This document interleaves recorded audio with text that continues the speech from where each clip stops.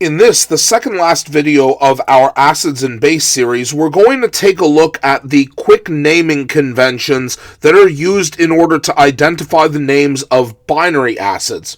Now, from the introductory video on acids, the binary acids are the acids that contain only a single hydrogen atom with only one other nonmetal in its chemical formula, and this nonmetal is usually some sort of halogen, HCl being easily the most recognizable example. This is actually the acid that is found inside of the human stomach and aids digestion, but once again, binary acids don't necessarily need to have a halogen. One example of that is H2S.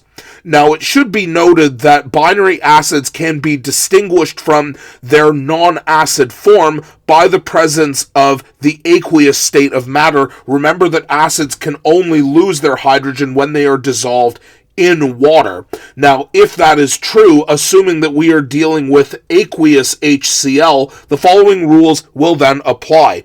So the first step is to name what the nonmetal is, and we can use both our halogen and our non-halogen as examples here. So in this case, the nonmetal is chlorine, so I'm just going to go and write chlorine up here. Only what I'm going to do is I'm actually going to leave off the prefix, because just like when we were to name chlorine when it is an ion, by removing the suffix ine, we are going to do that as well. Now, because binary acids only contain hydrogen as the other element, we can indicate that with the prefix hydro preceding the name of the nonmetal. So I'm going to go ahead and add hydro here, and once we have removed the ine suffix from our name, we can then replace this with ic, acid. So if we were to add ic acid onto the end of chlorine, we would call this hydrochloric acid. And lo and behold, that is the naming system for binary acids.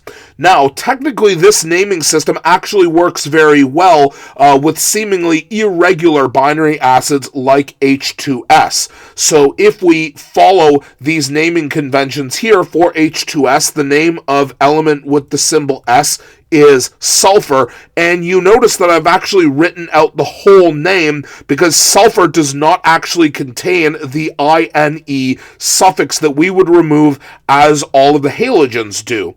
We can see that H2S is also a binary acid because hydrogen is the only other element, so we are going to add hydro to the beginning of our acid, and to indicate that we are dealing with an acid, we're going to add the suffix ic acid, and then we end up with hydrosulfuric acid. So even if we are dealing with an element that isn't a halogen, that doesn't end in ine, technically the rules still apply, and the name works perfectly correctly as well.